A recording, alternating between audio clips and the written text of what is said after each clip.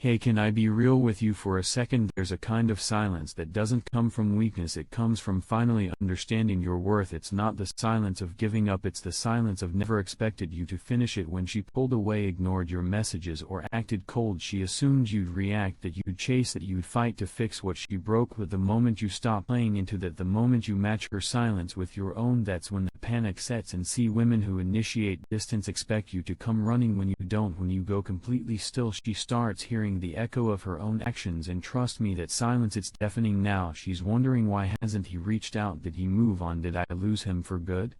That's not revenge, that's balance. You're not punishing her, you're finally prioritizing you. Point 2. Emotional stillness is more powerful than reaction. You know what really throws her off? When she expects an emotional explosion and you give her nothing. Most guys lash out when they feel disrespected, they get angry, emotional, impulsive, and that's exactly what she's ready for, because it proves she still has control. But when you remain still, when you don't text, don't argue, don't post anything, you take all that control away. Now you control the story. Your stillness forces her to sit in the mess she created without the distraction of your emotions, and that stillness, that's power, because it says, I feel everything but you're not worth my reaction.